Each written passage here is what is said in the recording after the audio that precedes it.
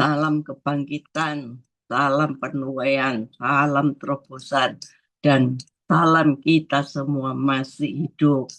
Amin, Pastor Yongki. Saudara, kita tidak ada yang tahu usia kita ini berapa. Ya, Tuhan tidak pernah pernah bilang dan kasih tahu usia kita ini berapa. Yang penting pada pagi hari ini kita semua masih hidup. Tetapi satu hal yang kita mau belajar yaitu usia rohani kita, ya. Judulnya tema pagi hari ini usia rohani yang bernilai, Saudara. Saudara, kalau kita baca di 2 Samuel 19 ayat 31 sampai 38, Saudara boleh catat dan nanti dibaca, diulang lagi di rumah. Karena ayat ini jarang ya saudara dibaca ya. Ayat ini jarang dibaca dan juga jarang dibahas ya. Tapi baiklah pada pagi hari ini kita mau bahas ayat ini 2 Samuel 19 31 sampai 38.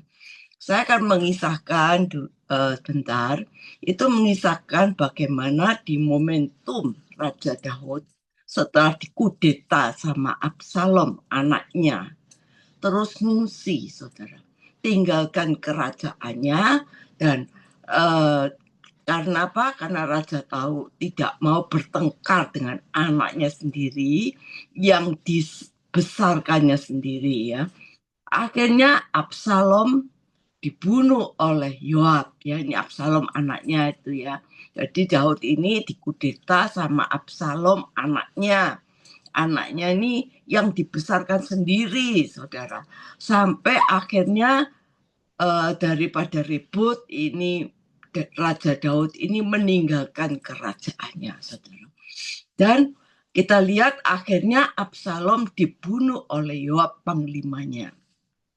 Ketika Daud mendengar anaknya dibunuh, saudara. Namanya anak tetap anak. Saudara, menangislah Daud. Absalom, Absalom, anakku, anakku. Lalu berkatalah Yoab, ayo baliklah raja ke istana raja.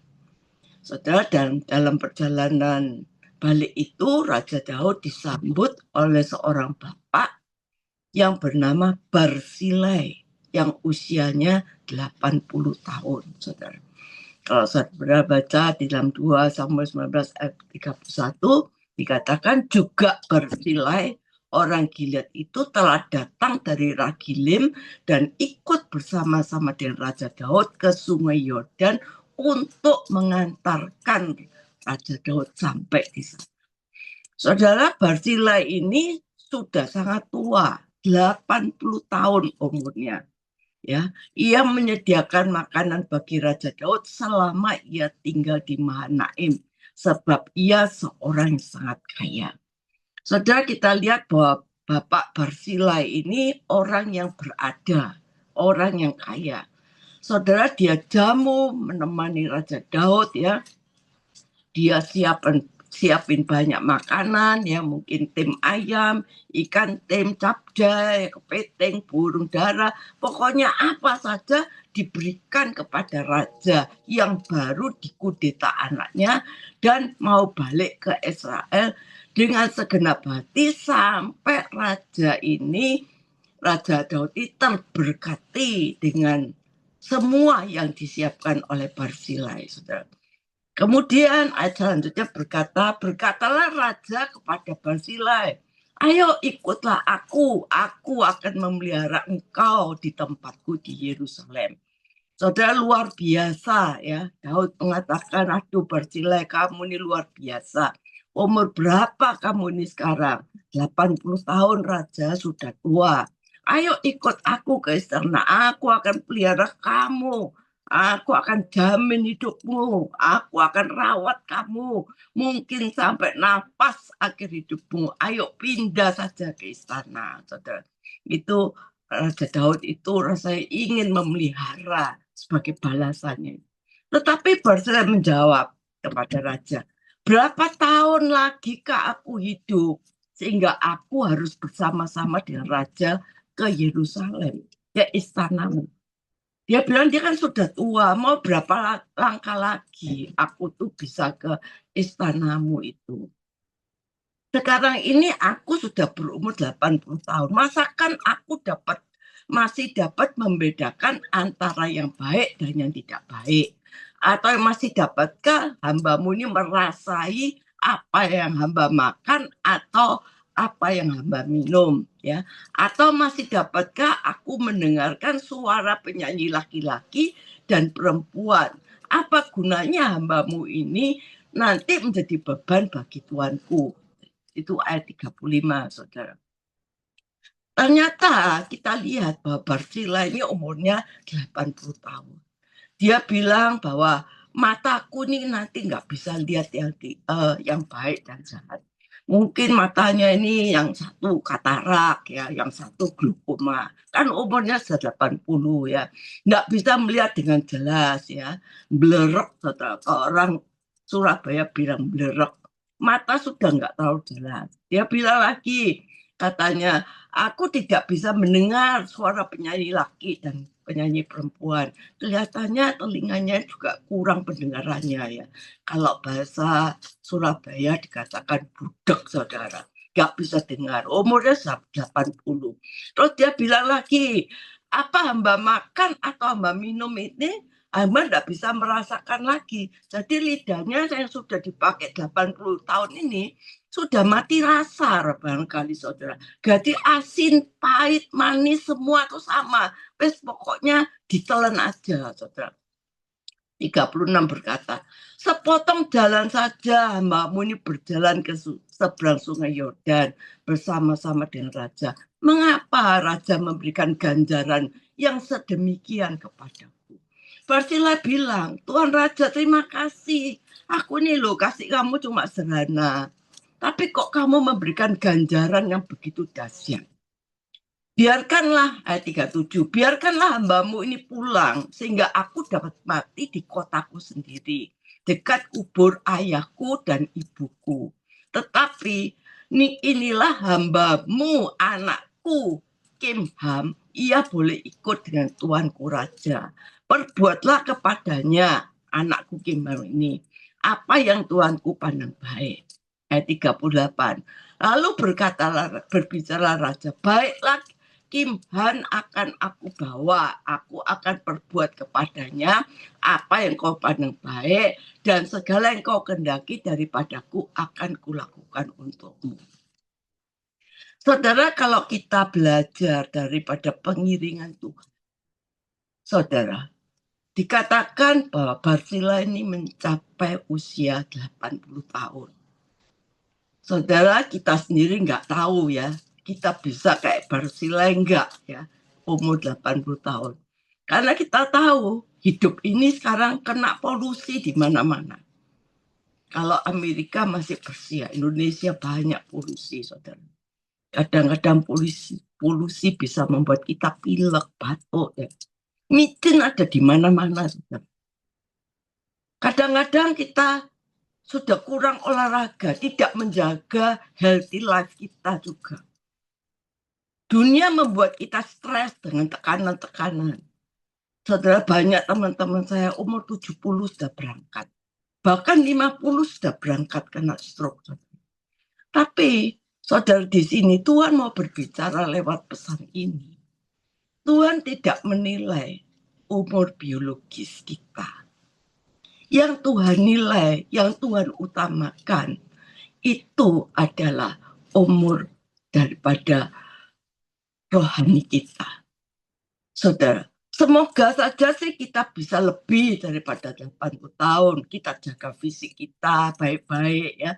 Makan dijaga, olahraga dijaga, hati dijaga. Karena hati yang senang adalah obat yang manjur ya. Sehingga fisik kita mungkin bisa mencapai 80 tahun. Tetapi yang Tuhan rindu, saudara dan saya, mencapai umur 80 bukan secara biologis, tetapi usia secara rohani. Saudara, usia secara rohani itu apa sih? Usia secara rohani adalah usia di mana kita bisa berkata, cukup buat diriku, selesai buat diriku. Bahkan itulah usia untuk regenerasi hidup kita ke generasi anak kita, seperti Basilai kepada Kim Han. Juga demikian dengan saya. Saya juga mau regenerasi semuanya kepada anak-anak saya. Dan di mana khususnya di Zoom ini, saya regenerasikan kepada anak saya Nike. Saya titipkan kepada Pak Pastor Yongki supaya dia bisa lebih bertumbuh, lebih baik lagi. Saudara, jangan sampai kita di usia 80 tahun ya, secara biologis, tetapi rohani kita masih TK, playgroup, yaitu orang-orang yang belum pernah selesai untuk dirinya sendiri. Belum pernah selesai, belum pernah cukup untuk dirinya sendiri. Kita lihat orang-orang yang berkuasa, ya, punya jabatan, yang digaji besar, ya, satu pemimpin digaji besar, tunjangannya banyak, tetapi dia tidak merasa cukup untuk dirinya sendiri, belum selesai, sehingga akhirnya akibatnya banyak kerusuhan-kerusuhan yang terjadi.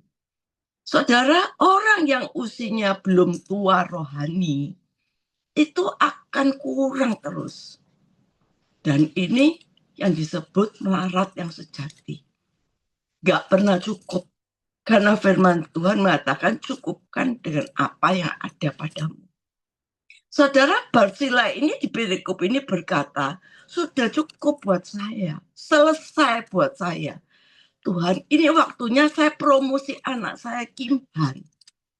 Kalau boleh bawa dia, mentori dia. Jadikan dia pahlawan seperti anak-anak rohanimu yang kemarin. Yang komentori di Gua Adulan. Dan sampai sekarang jadi pahlawan yang berat.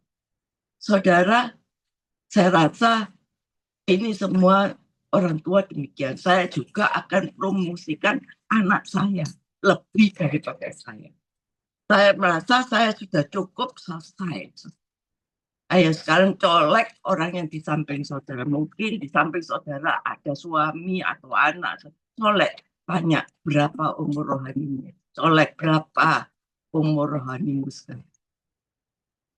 Terakhir tanya pada diri kita. Ayo umur piro saya aku ini, umur piro. Apa saya ini masih TK, playgroup yang belum pernah selesai dengan diri kita. Contoh yang kedua, Kisah Rasul 1 ayat 3. Yesus, kepada mereka Yesus ya menunjukkan dirinya setelah penderitaannya selesai dan dengan banyak tanda yang membuktikan bahwa ia hidup. Sebab selama 40 hari ia berulang-ulang menampakkan diri itu kepada murid-muridnya ya, dan berbicara kepada mereka tentang kerajaan Allah. Saudara, kalau saudara pikir ya, 40 hari ada kesempatan Tuhan Yesus. Ya kok cuma ketemu dengan murid-murid dan rasul-rasul. Kok dia enggak nongol di mana-mana ya. Minimal datangi orang yang maku kakinya. Ya, yang bisa katakan sama Pilatus, apa kemarin kamu cuci kaki tangan segala. Yang maku kakinya kamu salah ini. Salah prediksi ya. Mungkin kalau kita jadi Yesus, kita bangkit ya 40 hari, kita akan tunjukkan pada semua orang yang menghasut, yang menyalibkan. Kamu tahu keputusanmu salah ya. Itu enggak benar gitu. Tapi ini enggak. 40 hari itu Tuhan Yesus pakai hanya menampakkan diri kepada murid-muridnya dan rasul-rasulnya. Dan gara-gara itu berita murid-murid yang menyaksikan Yesus bangkit dianggap berita bohong, berita hoax. Karena orang Israel nggak pernah lihat sendiri Yesus bangkit. Karena Yesus tidak pernah menunjukkan kebangkitannya kepada khalayak ramai dan orang Israel. Dia cuma ketemu murid-murid saja. Tapi waktu ada pertanyaan dalam pikiran saya, Tuhan ingatkan pada saya. Ingat enggak? Kata-kata Yesus ketika di atas kayu salib, apa yang dia katakan? It is finished. Artinya Yesus sudah selesai. Dia sudah selesai mengerjakan tugas dari Bapa menebus dosa manusia dengan darahnya mahal. Aku telah selesai dengan diriku. It is finished. Kenapa 40 hari aku tidak menampakkan diri kepada orang Israel? Cuma kepada muridku. Karena Yesus nggak mau nuruti egonya sendiri. Yesus sudah cukup dan selesai dengan dirinya. Dia berkata, it is finished. Selesai. Saudara, orang yang selesai dengan dirinya adalah orang yang selesai dengan ada yang di dalam hati. Ada orang yang selesai dengan dirinya, itu orang yang sudah penuh di dalam hatinya dan tidak mencari pengakuan dari luar. Ditandai dengan tidak mencari like dan jempol. Sering kalau kita posting, kadang-kadang kita pengen lihat ya, kita masih intip-intip berapa yang like, berapa yang jempol. Saudara, tapi orang yang sudah selesai dengan dirinya tidak mencari pengakuan di luar. Saudara. Ayo, umur berapa Roni saudara? Ayo, umur berapa Roni kita? Yesus secara biologis umurnya cuma 30 tahun. 3 tahun hidupnya sebagai manusia. 3 tahun sebagai manusia. Tetapi secara rohani dia nyampe 80 tahun. Selesai dengan dirinya sendiri. Cukup buat dirinya sendiri. Contoh yang ketiga, Musa. Keluaran 7 ayat 7. Adapun Musa 80 tahun umurnya. Dan Harun kakaknya 83 tahun.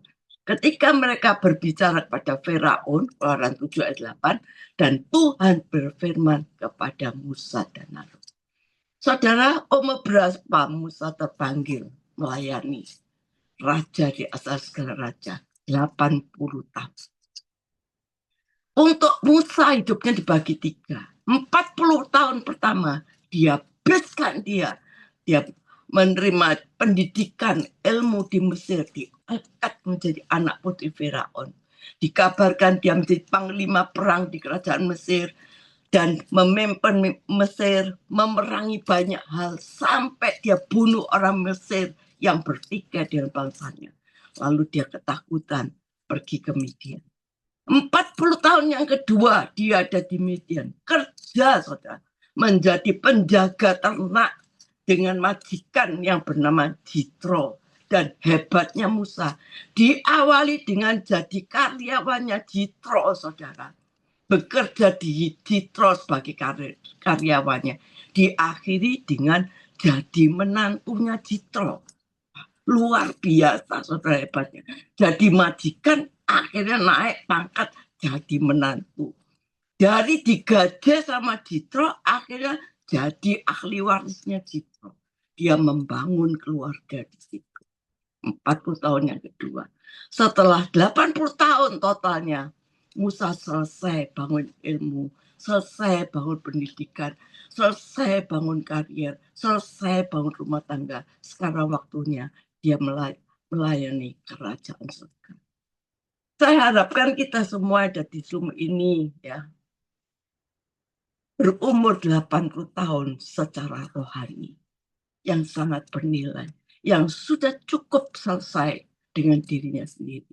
Saudara, kalau di gereja, orang melayani di gereja, orang yang tidak pernah selesai dengan dirinya sendiri, ini gampang bertengkar, saudara. Satu sama lain bertengkar. Misunderstanding bisa bertengkar. Kenapa? Mereka melayani tapi umurnya belum bernilai secara 80 tahun. Jadi masih bisa bertengkar, saudara. Karena misunderstanding, tidak merasa dihormati, saudara. Mereka agak bisa mogok, nggak ke gereja, harus ditelepon, ayo dirayu lagi ke gereja lagi. Saudara, kenapa belum selesai dengan diri sendiri? Belum penuh di dalam dirinya sendiri. Orang yang belum selesai dengan dirinya sendiri, tidak bisa mikir orang lain. Saudara. Kalau kita belum selesai dengan diri kita sendiri, kita nggak bisa mikir orang lain. Selama kita belum selesai menangisi diri kita sendiri, gak mungkin kita bisa menangisi air mata kita digerakkan menangisi orang lain. Ayo kita mau ambil keputusan. Sebelum tahun 2025 ini ditutup, ayo kita ambil keputusan.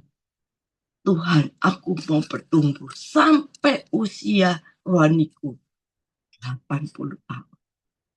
Mungkin saudara pikir, aduh contohnya, saya pernah cerita sama seorang tentang ini.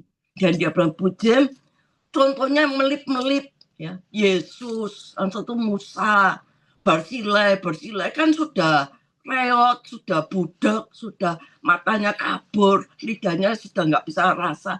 Lah kita ini sehat-sehat, seger, mata saya jelas, ya, lidah masih suka es krim, ya, masih suka burung dara. Ada enggak contoh yang lain yang masih enak-enak kayak kita loh, energi, tapi usianya rohaninya 80 tahun. Saya katakan ada, saudara. Kita lihat backgroundnya, kota Samaria. Kota Samaria ini dikelilingi, dikepung bangsa Aram. Kepungan atas kota Samaria itu begitu dahsyat. Sampai orang Israel nggak bisa dagang di Samaria. Inflasi terjadi. Semua barang harganya naik. Sampai waktu itu kota Samaria menunya, saudara, menunya itu tai burung merpati, saudara. Itu pun nggak gratis, saudara. 1/4 cup tai burung merpati 5 sikal perak. Jadi kalau nggak punya uang 5 sikal perak, nggak bisa makan tainya burung merpati. Saudara, kita lihat itu 2 Raja-Raja 6 ayat 24. Sesudah itu Ben-Hadad Raja Aram menghimpunkan seluruh tentaranya lalu mengepung Samaria. Maka terjadilah kelaparan hebat di Samaria. Selama mereka mengepungnya, sebuah kepala keledai berharga 80 sikal. 1/4 cup tai merpati berharga 5 sikal perak. Kemudian bertanya raja kepadanya, ada apa? Jawab perempuan itu. Perempuan itu berkata, berilah anakmu laki-laki supaya kita bisa makan hari ini. Dan besok kita makan anakmu laki-laki. Saudara, untuk makan yang enak, saudara, itu anaknya sendiri dibikin sop, saudara. Dikatakan, jadi kamu hari ini masak anakmu, aku yang makan, nanti besok aku makan, berikutnya kamu masak anakmu, aku yang makan. Sampai perempuan-perempuan ini menyembunyikan anak. Ngeri, saudara. Saudara, negara kita ini pernah terpuruk. Tetapi belum pernah ada cerita sampai rakyat kita ini makan tai burung merpati.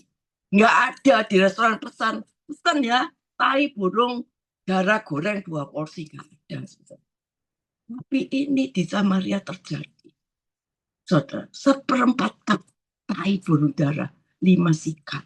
Nggak punya duit, nggak bisa makan. Makan anaknya sendiri dibikin sop. Saudara, dalam kondisi hancur-hancuran ini, ada 4 orang kusta yang ditolak tinggal di Samaria. Ternyata dia dipakai Tuhan menolong orang Samaria. 4 orang Samaria ngobrol. Kita di sini terus juga mati. Kita masuk sana juga mati loh. Gimana enaknya? Ya sudah, daripada sama-sama mati, ayo wes kita berangkat pergi ke perkemahan sana. Saudara, waktu mereka berangkat sampai sana, tentara Aram itu ketakutan. Dia meninggalkan kemahnya, saudara. Meninggalkan tendanya. Di situ banyak bahan makanan, saudara. Di sana emas, perak banyak di sana, ya. Ditinggal begitu saja. Sampai perkemahan orang Aram ini kosong, malah berubah menjadi penuh makanan di tiap tenda. Lalu mereka tuh 4 orang dimakan, saudara, lahapnya. Kelaparan, saudara. 2 Raja-Raja 2 ayat 7 ayat 8. Ketika orang yang kusta itu sampai pinggir perkemahan, masuklah mereka ke dalam sebuah kemah. Lalu mereka makan, minum, begitu laparnya, ngangkut barang dari sana sini, emas, perak, semua disembunyikan. Lalu datang lagi besoknya, masuk lagi kemah, makan, minum, ngangkut barang, saudara, disembunyikan. Saya pikir-pikir emas perak segitu banyaknya bahan pemakaian disembunyikan di mana ya? Ya angkut semua makan nih. Lalu berkatalah seorang pada yang mulia. Dari 4 orang perusahaan ini ada satu yang berkata, nggak patut loh apa yang kita lakukan ini. Hari ini adalah hari kabar baik. Tetapi kita ini tidak boleh tinggal diam saja. Apabila kita menanti sampai terang pagi, maka hukuman akan menimpa kita. Jadi sekarang marilah kita pergi menghadap untuk memberitahukan hal itu ke istana raja. Dari 4 orang kusta yang dilawat pertolongan Tuhan, dari yang lapar menjadi makan banyak, dari yang melarat punya emas banyak, kaya, pakaian berlimpah-limpah, diambil, disembunyikan, nggak tahu disembunyikan di mana, saya juga nggak ngerti sampai saat ini. Tapi sampai dari 4 orang kusta itu, satu yang umur rohaninya 80 tahun. Dia berkata, cukup ya, buat kita cukup, selesai. Ayo kita selesai, buat kita sudah cukup. Ayo kita beritahu kepada raja. Dia ngomong kepada yang lainnya. Satu dari 4 orang kita ngomong, please teman-teman, enough for us, cukup buat kita, selesai. Kita berikan tahu saudara-saudara kita di Samaria yang hari ini dia makan anaknya. Saudara, waktu saya baca, saya temukan orang secara biologisnya belum berumur 80 tahun.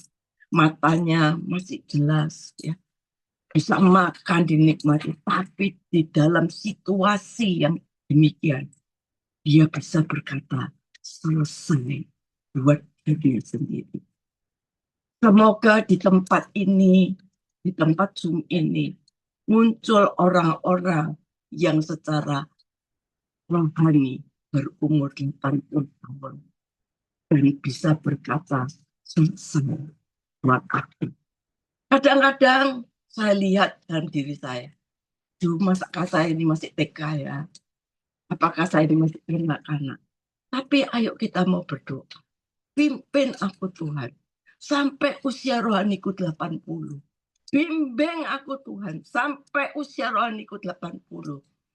Orang yang usia rohaninya 80 akan ditandai dengan apa? Cukup buat aku, selesai buat aku. Dan inilah saudara, value kerajaan surga. Yang kita klaim, kita nih warga kerajaan surga. Kita klaim kita nih anak kerajaan surga. Tapi value kerajaan surga ini kita punya. Salah satu value kerajaan surga adalah tahu rasa cukup. Tahu menyelesaikan apa yang harus kita selesaikan. Gimana caranya supaya kita bisa mencapai umur rohani 80? Belajar dari satu orang kusta yang tidak pernah dicatat namanya siapa. Orang ini kaya ini, saudara. Kayak gini nih, nggak ada prestasinya. Nggak ada patung keren dari satu orang kustanya yang dipajang, saudara, dibuat, nggak ada. Yang lain berkata, ayo pindah kemah lain. Tapi dia bilang, nggak elok, nggak patut, cukup untuk kita. Orang yang membangun seperti ini, saudara, dikatakan yang cukup diri sendiri, itu orang yang membangun value of self-control. Yaitu orang bisa mengendalikan dirinya yang kuat. Dia bisa membangun penguasaan diri yang kuat. Kalau kita menampilkan buah roh, Galatia dan buah roh, ada 9 buah roh. Yang paling terakhir apa? Penguasaan diri. Kenapa penguasaan diri ditaruh di tempat terakhir? Karena ini paling sukar. Paling sukar, saudara. Saudara, kalau kita sudah kalah, kadang-kadang kita jadi loss of control. Value kerajaan Allah mengajarkan kita, kuasailah dirimu, kendalikan dirimu. Orang yang kurang terus kurang, Sudah suami-suami dilayani istrinya masih kurang saja. Dilayani istrinya masih kurang, sambelnya kurang enak, ini kurang pas, ini kurang ini, masih kurang terus. Umur berapa? Umur berapa rohanimu? Orang yang suka loss of control, ayo periksa umur berapa sih aku nih? Masih TK, masih kanak-kanak. Ayo kita belajar membangun diri kita. Orang-orang yang membangun value of humbleness, punya kerendahan hati untuk bisa mengendalikan diri kita masing-masing. Saudara, pada saat ini, kalau saudara berduduk berdua, tepuk bahunya salah satu, katakan umur piro kamu. Sesudah itu tanya pada diri kita sendiri, umur berapa ya aku? Cukupkah? Sudah bernilai-kah usia rohaniku? Ayo kita bangun value of self-control, pengendalikan diri, penguasaan diri. Karena itu ada value kerajaan surga. Amin. Mari kita berdoa. Tuhan, kami mengucap syukur pada sore hari ini di Indonesia dan pagi hari di Amerika. Biarlah kita sama-sama mau membangun usia rohani kita yang bernilai di hadapan Tuhan. Karena inilah adalah value satu kerajaan surga untuk mencukupkan segala-galanya. Orang yang mempunyai usia rohani yang cukup 80 tahun akan bisa berkata, selesai buat diriku, it is finished. Dan aku akan membangun hidupku menjadi berkat bagi orang lain. Amin.